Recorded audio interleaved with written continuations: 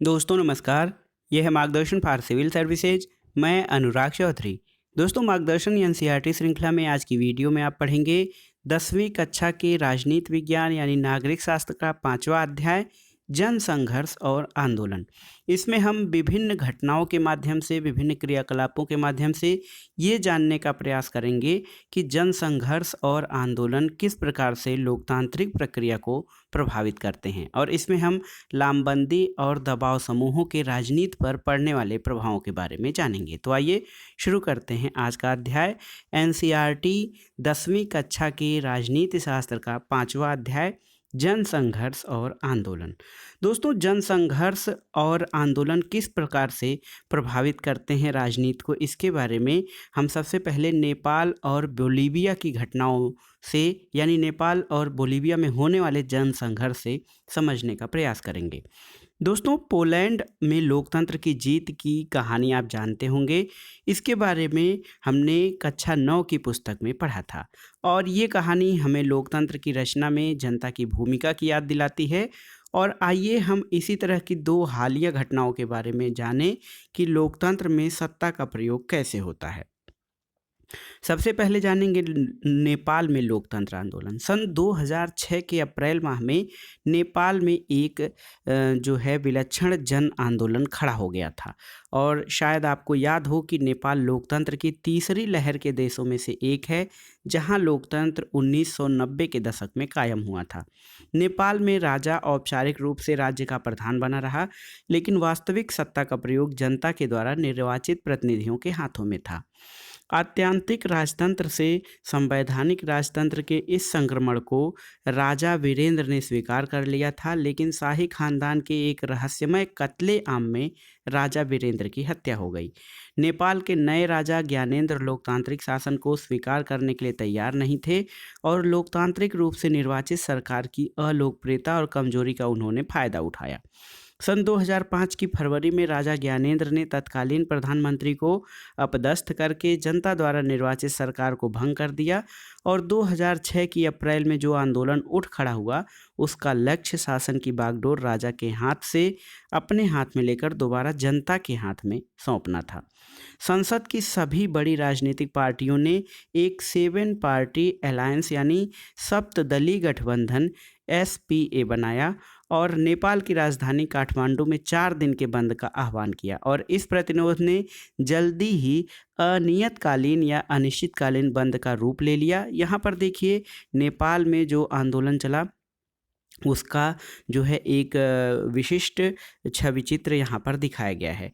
और ये जो जन आंदोलन गंभीर रूप ले लिया इसमें माओवादी, बागी और अन्य संगठन भी साथ हो लिए। लोग कर्फ्यू तोड़कर सड़कों पर उतर आए, और तकरीबन 1 लाख लोग से रोजाना एकजुट होकर लोकतंत्र की बहाली की मांग कर रहे थे, और लोगों की इतनी बड़ी तादाद के आगे सुरक्षा बलों की एक न चल सकी। 21 अप्रैल के दिन आंदोलनकारियों की संख्या 3 से 5 लाख के बीच पहुंच गई, और आंदोलनकारियों ने राजा को अल्टीमेटम दे दिया। राजा ने आधे अधूरे मन से कुछ रियायत देने की घोषणा की, जिसे आंदोलनकारी नेताओं ने स्वीकार नहीं किया। नेता अपनी मांगों पर अडिग रहे कि संसद को बहाल किया जाए, सर्वदलीय सरकार बने और एक नई संविधान सभा का गठन हो। 24 अप्रैल 2006 अल्टीमेटम का अंतिम दिन था, और इसी दिन राजा तीनों मांगों को मानने के लिए बाध्य हुआ। SPA ने गिरिजा प्रसाद कोइराला को अंतरिम सरकार का प्रधानमंत्री चुना। संसद फिर बहाल हुई, और इसने अपनी बैठक में कानून पारित किए। इन कानूनों के सहारे राजा की अधिकांश शक्तियां वापस ले ली गई। नई संविधान सभा के निर्वाचन के तौर तरीकों पर SPA यानी सप्तदलीय जो अलायंस था और माओवादियों के बीच सहमति बनी। 2008 में राजतंत्र को ख़त्म किया गया, और नेपाल में संघीय लोकतांत्रिक गणराज्य की स्थापना हुई 2008 में। 2015 में यहाँ के एक नए संविधान को अपनाया गया, और नेपाल में लोगों का ये संघर्ष दुनिया के लोकतंत्र प्रेमियों के लिए प्रेरणा का स्रोत है। माओवादी दोस्तों, चीनी क्रांति के नेता माओ त्से-तुंग की विचारधारा को मानने वाले जो साम्यवादी लोग हैं उनको माओवादी कहा जाता है। माओवादी मजदूरों और किसानों के शासन को स्थापित करने के लिए सशस्त्र क्रांति के जरिए सरकार को उखाड़ फेंकना चाहते हैं। दोस्तों, इसी प्रकार की एक घटना बोलीविया में हुई थी। नेपाल में जो लोकतांत्रिक प्रक्रिया हुई, लोकतांत्रिक तरीके से जो शासन जनता के हाथ में आई, उसी तरह बोलीविया का जल युद्ध भी है। दोस्तों, नेपाल और पोलैंड की जो घटनाएं हैं वो लोकतंत्र की स्थापना और उसके पुनरुद्धार की बातें बताती हैं, लेकिन जन संघर्ष की भूमिका लोकतंत्र की स्थापना के साथ खत्म नहीं हो जाती। बोलीविया में लोगों ने पानी के निजीकरण के खिलाफ एक सफल संघर्ष चलाया और इससे पता चलता है कि लोकतंत्र की जीवंतता से जन संघर्ष का अंदरूनी रिश्ता है और लोकतंत्र और जन संघर्ष जो है काफ़ी हद तक साथ साथ चलते हैं। बोलीविया लैटिन अमेरिका का एक गरीब देश है। विश्व बैंक ने यहाँ की सरकार पर नगरपालिका द्वारा की जा रही जलापूर्ति से अपना नियंत्रण छोड़ने के लिए दबाव डाला। सरकार ने कोचबम्बा शहर में जलापूर्ति के अधिकार एक बहुराष्ट्रीय कंपनी को बेच दिए। इस कंपनी ने आनन फानन में पानी की कीमत में 4 गुना इजाफा कर दिया। अनेक लोगों का पानी का मासिक बिल 1,000 रुपये तक जा पहुंचा, जबकि बोलीविया में लोगों की औसत आमदनी 5,000 रुपये प्रति माह है। इसके फलस्वरूप स्वतः स्फूर्त जन संघर्ष भड़क पड़ा। सन 2000 की जनवरी में श्रमिकों, मानवाधिकार कार्यकर्ताओं और सामुदायिक नेताओं के बीच एक गठबंधन ने आकार ग्रहण किया और इस गठबंधन ने शहर में 4 दिनों की कामयाब आम हड़ताल की। सरकार बातचीत के लिए राजी हुई और हड़ताल वापस ले ली गई। फिर भी कुछ हाथ नहीं लगा। फरवरी में फिर आंदोलन शुरू हुआ, लेकिन इस बार पुलिस ने बर्बरतापूर्वक उसका दमन कर दिया। अप्रैल में एक और हड़ताल हुई और सरकार ने मार्शल लॉ लगा दिया, लेकिन जनता की ताकत के आगे बहुराष्ट्रीय कंपनी के अधिकारियों को शहर छोड़कर भागना पड़ा। सरकार को आंदोलनकारियों की सारी मांगें माननी पड़ी और बहुराष्ट्रीय कंपनी के साथ किया गया करार रद्द कर दिया गया। जलापूर्ति दोबारा नगरपालिका को सौंपकर पुरानी दरें कायम कर दी गई। इस आंदोलन को बोलीविया का जल युद्ध के नाम से जाना गया। दोस्तों, लोकतंत्र और जनसंघर्ष, देखिए, इन दोनों कथाओं को कहने का ये मतलब था, ये समझना है कि क्या होता है जो जनसंघर्ष है, व्यापक पैमाने पर जनता द्वारा चलाया गया संघर्ष क्या होता है। दोस्तों, नेपाल में जो आंदोलन चला था उसका लक्ष्य लोकतंत्र को स्थापित करना था, जबकि बोलीविया में चलाए गए जनसंघर्ष में एक निर्वाचित और लोकतांत्रिक सरकार को जनता की मांग मानने के लिए बाध्य किया गया था। इसमें ये हुआ कि बोलीविया का जनसंघर्ष सरकार की एक विशेष नीति के खिलाफ था, जबकि नेपाल में चले आंदोलन ने ये तय किया कि देश की राजनीति की नींव क्या होगी। ये दोनों ही संघर्ष सफल रहे, लेकिन इनके प्रभाव के स्तर अलग अलग थे। इन अंतरों के बावजूद दोनों ही कथाओं में कुछ ऐसी बातें हैं जो लोकतंत्र के अतीत और भविष्य के लिए प्रासंगिक हैं। ये दो कथाएं राजनीतिक संघर्ष का उदाहरण है। दोनों ही घटनाओं में जनता बड़े पैमाने पर लामबंद हुई थी। जनसंघर्ष की सार्वजनिक अभिव्यक्ति ने विवाद को उस परिणाम तक पहुंचाया और इसके साथ साथ हम ये भी देखते हैं कि दोनों ही घटनाओं में राजनीतिक संगठनों की भूमिका निर्णायक रही। अगर आपको जो है, पहले आप ये जानेंगे कि पूरे लोकतंत्र में, पूरे दुनिया में लोकतंत्र का विकास कैसे हुआ है, तो हम इससे काफ़ी कुछ समझ सकते हैं और कुछ सामान्य निष्कर्ष निकाल सकते हैं। जैसे पहली बात यह है कि लोकतंत्र का जनसंघर्ष के जरिए विकास होता है और ये भी संभव है कि कुछ महत्वपूर्ण फैसले आम सहमति से हो जाएं और ऐसे फैसलों के पीछे किसी तरह का संघर्ष न हो। फिर भी इसे अपवाद ही कहा जाएगा। लोकतंत्र की निर्णायक घड़ी अमूमन वही होती है जब सत्ताधारियों और सत्ता की हिस्सेदारी चाहने वालों के बीच संघर्ष होता है, और ऐसी घड़ी तब आती है जब कोई देश लोकतंत्र की ओर कदम बढ़ा रहा हो, उस देश में लोकतंत्र का विस्तार हो रहा हो अथवा वहाँ लोकतंत्र की जड़ें मजबूत होने की प्रक्रिया में होती हैं। दूसरी बात यह कि लोकतांत्रिक संघर्ष का समाधान जनता की व्यापक लामबंदी के जरिए होता है और संभव है कि कभी कभी इस संघर्ष का समाधान मौजूदा संस्थाओं जैसे संसद अथवा न्यायपालिका के जरिए हो जाए। लेकिन जब विवाद ज़्यादा गहरा होता है तो ये संस्थाएं स्वयं उस विवाद का हिस्सा बन जाती हैं और ऐसे में समाधान इन संस्थाओं के जरिए नहीं बल्कि उसके बाहर यानी जनता के माध्यम से होता है। ऐसे संघर्ष और लामबंदियों का आधार राजनीतिक संगठन होते हैं और ये बात सच है कि अगर ऐसी ऐतिहासिक घटनाओं में स्वतः स्फूर्त होने का भाव भी कहीं न कहीं जरूर मौजूद होता है, लेकिन जनता की स्वतः स्फूर्त सार्वजनिक भागीदारी संगठित राजनीति के जरिए कारगर हो पाती है। संगठित राजनीति के कई माध्यम हो सकते हैं और ऐसे माध्यमों में राजनीतिक दल, दबाव समूह और आंदोलनकारी समूह शामिल होते हैं। यहाँ पर एक घटना देखिए, सन 1984 में कर्नाटक सरकार ने कर्नाटक प्लाईवुड लिमिटेड नाम से एक कंपनी बनाई। इस कंपनी को लगभग 30,000 हेक्टेयर ज़मीन 40 सालों के लिए एक तरह से मुफ्त में दे दी गई। इनमें से अधिकांश ज़मीन का इस्तेमाल किसान अपने पशुओं के लिए चरागाह के रूप में करते थे। कंपनी ने इस ज़मीन पर यूकेलिप्टस के पेड़ लगाने शुरू किए। इन पेड़ों का इस्तेमाल कागज़ बनाने की लुगदी तैयार करने के लिए किया जाना था। सन 1987 में किच्चुको यानी तोड़ो और रोपो नाम का एक आंदोलन शुरू हुआ। इसमें अहिंसक प्रतिरोध का रास्ता अख्तियार किया गया। लोगों ने यूकेलिप्टस के पेड़ तोड़े और इनकी जगह वैसे पेड़ों के बिचड़े लगाए जो जनता के लिए फायदेमंद थे, और एक प्रकार से ये जन संघर्ष का जो है शांतिपूर्ण तरीका था। अब आइए जानते हैं कि लामबंदी और संगठन क्या है। दोस्तों, ऊपर के जो घटनाएं हमने नेपाल और बोलीविया की घटनाएं देखी थीं, उसको हम जानते हैं कि ये दोनों संघर्ष सफल हुए थे। नेपाल में अनियतकालीन हड़ताल का आह्वान 7 दलों के गठबंधन यानी एसपीए ने किया था, और इस गठबंधन में ऐसे 7 बड़े दल शामिल हुए थे जिनके कुछ न कुछ सदस्य संसद में थे। लेकिन इस जन संघर्ष के पीछे सिर्फ एसपीए ही नहीं था। इस संघर्ष में नेपाली कम्युनिस्ट पार्टी यानी माओवादी पार्टी ने भाग लिया था, जिसको कि संसदीय लोकतंत्र पर विश्वास नहीं है। ये पार्टी नेपाल की सरकार के विरुद्ध सशस्त्र संघर्ष चला रही थी और इसने नेपाल के एक बड़े हिस्से पर अपना नियंत्रण भी कर लिया था। नेपाल के जनसंघर्ष में राजनीतिक दलों के अलावा अनेक संगठन शामिल थे। सभी बड़े मजदूर संगठन और उनके परिसंघों ने इस आंदोलन में भाग लिया। अन्य अनेक संगठनों मसलन मूलवासी लोगों के संगठन और शिक्षक, वकील और मानवाधिकार कार्यकर्ताओं ने इस आंदोलन को अपना समर्थन दिया था। इसके अलावा बोलीविया में पानी के निजीकरण के खिलाफ जो आंदोलन चला, उसकी अगुवाई किसी राजनीतिक दल ने नहीं किया था। इस आंदोलन का नेतृत्व फेडेकोर नामक संगठन ने किया था।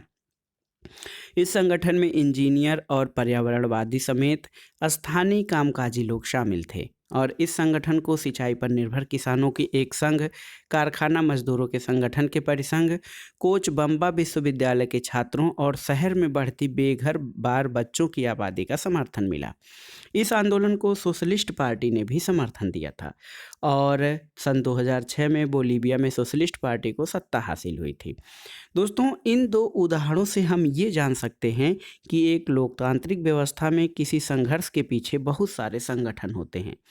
ये संगठन दो प्रकार से अपनी भूमिका निभाते हैं। जैसे लोकतंत्र में किसी फैसले पर असर डालने का एक जाना पहचाना तरीका राजनीति में प्रत्यक्ष भागीदारी करने का होता है। इसके लिए पार्टी बनाई जाती है, चुनाव लड़ा जाता है और सरकार बनाई जाती है, लेकिन हर नागरिक इतने प्रत्यक्ष ढंग से भागीदारी नहीं करता है। संभव है कि नागरिक की इच्छा न हो अथवा प्रत्यक्ष राजनीतिक गतिविधियों में हिस्सेदारी की उसे ज़रूरत न महसूस होती हो। संभव है कि उसके पास इसके लिए ज़रूरी कौशल का अभाव हो और वह ऐसे में सिर्फ मतदान करके प्रत्यक्ष राजनीति में अपनी हिस्सेदारी करता हो। बहरहाल, ऐसे अनेक अप्रत्यक्ष तरीके हैं जिनके सहारे लोग सरकार से अपनी मांग अथवा नज़रिए का इजहार कर सकते हैं। लोग इसके लिए संगठन बनाकर अपने हितों अथवा नज़रियों को बढ़ावा देने वाली गतिविधियां कर सकते हैं।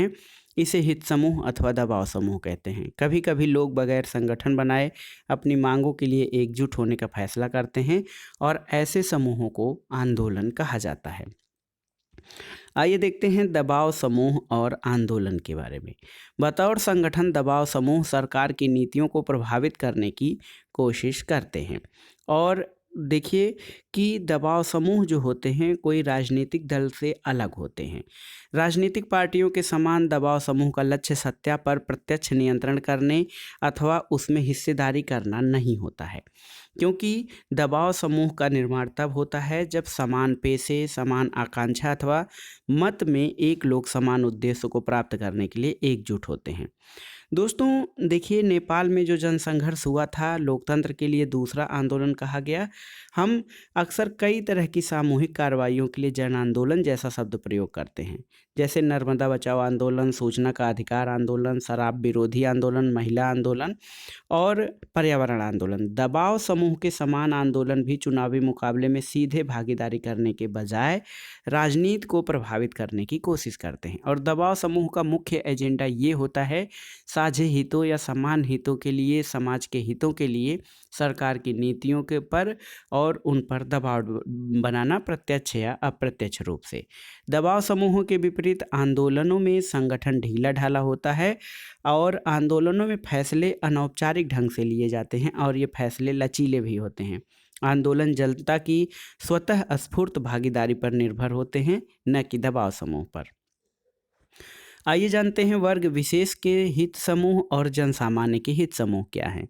दोस्तों, हित समूह अमूमन समाज के किसी खास हिस्से अथवा समूह के हितों को बढ़ावा देता है। मजदूर संगठन, व्यावसायिक संघ, पेशेवर जैसे वकील, डॉक्टर, शिक्षक आदि के निकाय इस तरह के दबाव समूहों के उदाहरण होते हैं। ये दबाव समूह दोस्तों वर्ग विशेष संबंधित होते हैं, क्योंकि ये समाज के किसी खास तबके जैसे मजदूर, कर्मचारी, व्यवसायी, उद्योगपति, धर्म के अनुयायी अथवा किसी खास जाति का प्रतिनिधित्व करते हैं।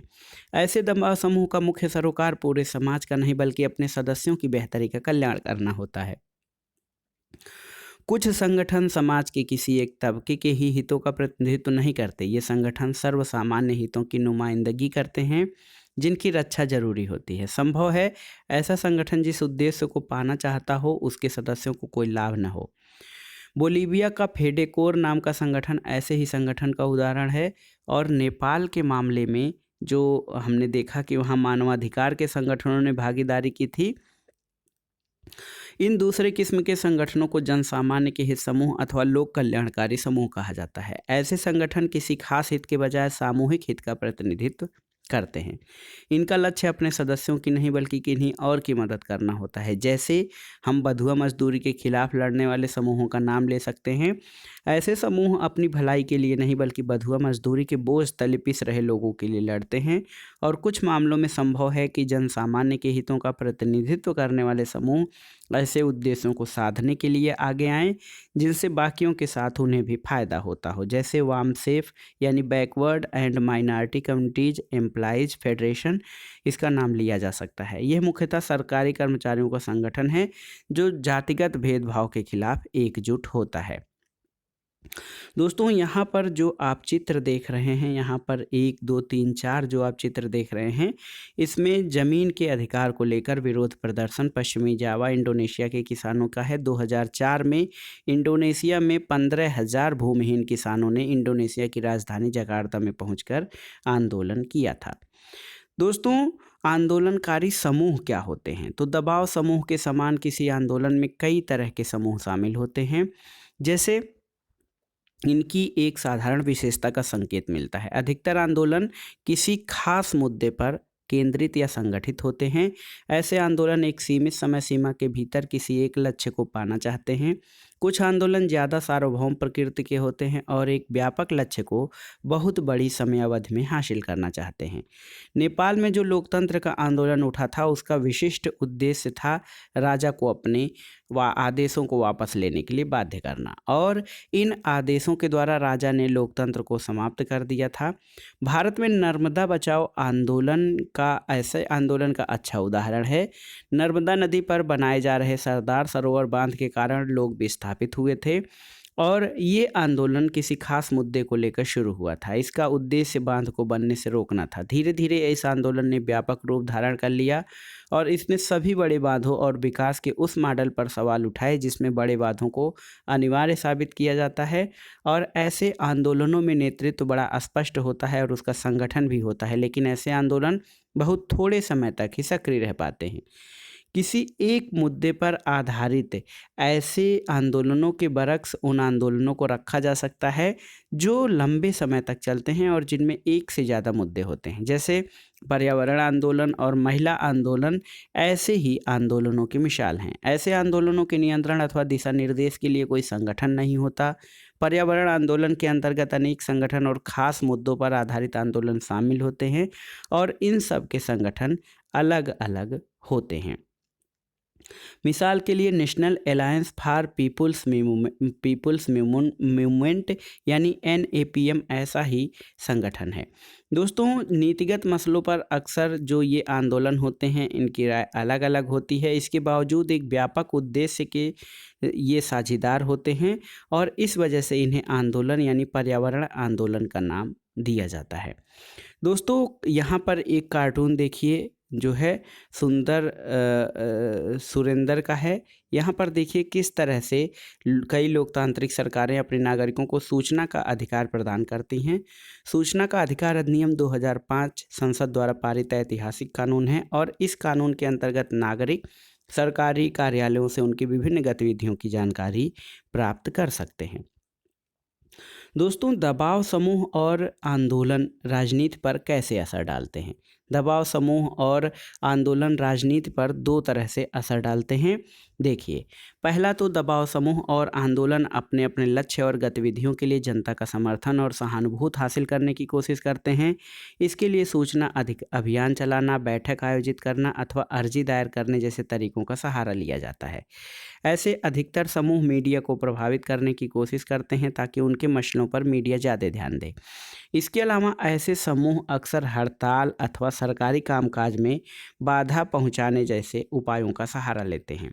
जैसे मजदूर संगठन, कर्मचारी संगठन और अधिकतर आंदोलनकारी समूह ऐसी युक्तियों का इस्तेमाल करते हैं कि सरकार उनकी मांगों की तरफ ध्यान देने के लिए बाध्य हो। व्यावसायिक समूह अक्सर पेशेवर लाबिस्ट नियुक्त करते हैं अथवा महंगे विज्ञापनों को प्रायोजित करते हैं।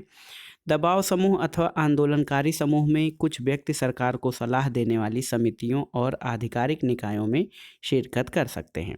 हालांकि दबाव समूह और आंदोलन दलीय राजनीति में सीधे भाग नहीं लेते, लेकिन वे राजनीतिक दलों पर असर डालना चाहते हैं। अधिकतर आंदोलन किसी राजनीतिक दल से संबद्ध नहीं होते, लेकिन उनका एक राजनीतिक पक्ष होता है। आंदोलनों की राजनीतिक विचारधारा होती है और बड़े मुद्दे पर उनका राजनीतिक पक्ष होता है। दोस्तों, कुछ मामलों में दबाव समूह जो होते हैं राजनीतिक दलों के द्वारा ही बनाए गए होते हैं अथवा उनका नेतृत्व राजनीतिक दल के नेता ही करते हैं। कुछ दबाव समूह राजनीतिक दल की एक शाखा के रूप में कार्य करते हैं। जैसे भारत में अधिकतर मजदूर संगठन, छात्र संगठन या तो बड़े राजनीतिक दलों के द्वारा बनाए गए हैं अथवा उनका जो जुड़ाव है राजनीतिक दलों से है। और ऐसे दबाव समूहों के अधिकतर नेता अमूमन किसी न किसी राजनीतिक दल के कार्यकर्ता और नेता होते हैं। इसके अलावा कभी कभी आंदोलन राजनीतिक दल का रूप अख्तियार कर लेते हैं। जैसे विदेशी लोगों के विरुद्ध छात्रों ने असम आंदोलन चलाया और जब इस आंदोलन की समाप्ति हुई तो इस आंदोलन ने असम गण परिषद का रूप ले लिया था। और सन 1930 और 1940 के दशक में तमिलनाडु में समाज सुधार आंदोलन चले थे। DMK और AIDMK जैसी पार्टियों की जड़ें इन समाज सुधार आंदोलनों में ढूंढी जा सकती हैं। दोस्तों, अधिकांशतया दबाव समूह और आंदोलनों का राजनीतिक दलों से प्रत्यक्ष संबंध नहीं होता है। दोनों परस्पर विरोधी पक्ष लेते हैं, फिर भी इनके बीच संवाद कायम रहता है और सुलह की बातचीत चलती रहती है। आंदोलनकारी समूहों ने नए नए मुद्दे उठाए हैं और राजनीतिक दलों ने इन मुद्दों को आगे बढ़ाया है। राजनीतिक दलों के अधिकतर नए नेता दबाव समूह अथवा आंदोलनकारी समूहों से आते हैं। अब आइए जानते हैं कि क्या दबाव समूह और आंदोलन के प्रभाव सकारात्मक होते हैं। दोस्तों, शुरुआती दौर पर लग सकता है कि किसी एक ही तबके की हितों की नुमाइंदगी करने वाले दबाव समूह लोकतंत्र के लिए हितकर नहीं हैं और लोकतंत्र में किसी एक तबके के जो है नहीं बल्कि सबके हितों की रक्षा होनी चाहिए। लेकिन ऐसे लगता है कि ऐसे समूह सत्ता का इस्तेमाल तो करना चाहते हैं लेकिन जिम्मेदारी से बचना चाहते हैं। राजनीतिक दलों का चुनाव के समय जनता का सामना करना पड़ता है, लेकिन ये समूह जनता के प्रति जवाबदेह नहीं होते हैं। संभव है कि दबाव समूह और आंदोलनों को जनता से समर्थन अथवा धन न मिले। कभी कभी ऐसा भी हो सकता है कि दबाव समूहों को बहुत कम लोगों का समर्थन मिले, लेकिन उनके पास धन ज़्यादा हो तो इसके बूते अपना संकुचित एजेंडे पर भी सार्वजनिक बहस का रुख मोड़ने में सफल हो जाएं। लेकिन थोड़ा संतुलित नज़रिया अपनाएं तो स्पष्ट होगा कि दबाव समूह और आंदोलन की जड़ें जो होती हैं मजबूत हुई हैं और इससे शासकों के ऊपर दबाव डालना लोकतंत्र में कोई अहितकर गतिविधि नहीं, बशर्ते इसका जो लाभ है वो सबको प्राप्त हो, तो इसलिए ये फायदेमंद होता है। दोस्तों, सरकारें अक्सर थोड़े से धनी और ताकतवर लोगों के अनुचित दबाव में आ जाती हैं। जनसाधारण के हित समूह और आंदोलनकारी इस अनुचित दबाव के प्रतिकार में उपयोगी भूमिका निभाते हैं और आम नागरिक की ज़रूरतों और सरोकार से सरकार को अवगत कराते हैं। वर्ग विशेषी हित समूह भी महत्वपूर्ण भूमिका निभाते हैं। जब विभिन्न समूह सक्रिय हों तो कोई एक समूह समाज से ऊपर प्रभुत्व कायम नहीं कर सकता, और यदि कोई एक समूह सरकार के ऊपर अपने हित में नीति बनाने के लिए दबाव डालता है तो दूसरा समूह इसके प्रतिकार में दबाव डालेगा कि नीतियां उस तरह से न बनाई जाएं। सरकार को भी ऐसे में पता चलता है कि समाज के विभिन्न तबके क्या चाहते हैं। इससे परस्पर विरोधी हितों के बीच सामंजस्य बनाना और सख्त संतुलन करना संभव होता है। यहाँ पर देखिए दोस्तों, ये कार्टून है, इसमें एक व्यक्ति न्यूज पढ़ रहा है। देखिए, इस कार्टून का शीर्षक है खबर बेखबर। मीडिया में अक्सर किसकी चर्चाएं चलती हैं, अखबारों में ज़्यादातर किन के बारे में लिखा गया होता है, इसके बारे में दिया गया है। दोस्तों, यहाँ पर देखिए, ग्रीन बेल्ट या हरित पट्टी मूवमेंट के अंतर्गत पूरे केन्या में 3 करोड़ वृक्ष लगाए गए। इस आंदोलन के नेता बंगारी मथाई सरकारी अधिकारियों और राजनेताओं के नुस्खे से बड़े नाखुश हैं। उनका कहना है, सन 1970 और 1980 के दशक में जब मैं किसानों को वृक्षारोपण के लिए उत्साहित कर रही थी तो मुझे पता चला कि सरकार के भ्रष्ट कर्मचारी ही वनों के अधिकांश विनाश के लिए जिम्मेदार हैं। इन लोगों ने अपने चहेते डेवलपर्स को जमीन और वृक्ष अवैध रूप से बेच रखे थे। सन 1990 के दशक में राष्ट्रपति डेनियल आरेप मोई की सरकार के कुछ तत्वों ने जाति समुदायों की जमीन के सवाल पर आपस में लड़वा दिया। इससे रिफ्ट वैली के अनेक केन्यावासियों की आजीविका और अधिकार जाते रहे, कुछ को अपनी जान गंवानी पड़ी। शासक दल के समर्थकों को जमीन मिली और लोकतंत्र समर्थक आंदोलन के पक्ष में बोलने वालों को विस्थापित होना पड़ा। ये सरकार की एक चाल थी जिसका उद्देश्य समुदायों को जमीन के सवाल पर आपस में लड़वाकर सत्ता पर कब्जा जमाए रखना था। अगर वे एक दूसरे से भिड़ते रहेंगे तो लोकतंत्र की मांग करने के लिए उनके पास कम मौके होंगे। तो दोस्तों, यहाँ से आप समझ सकते हैं कि लोकतंत्र और सामाजिक आंदोलन में क्या संबंध होता है। तो ये था आज का वीडियो। इसमें आपने पढ़ा 10वीं कक्षा के एनसीईआरटी राजनीति विज्ञान या नागरिक शास्त्र का 5वां अध्याय या जो आपने पढ़ा वो आपको कितना आसानी से समझ में आया और आपने कितना समझा, इसके बारे में हमें कमेंट बॉक्स में ज़रूर बताइएगा। वीडियो को लाइक करें, शेयर करें और इस चैनल मार्गदर्शन फॉर सिविल सर्विसेज को सब्सक्राइब करें। वीडियो देखने के लिए धन्यवाद दोस्तों। नमस्कार।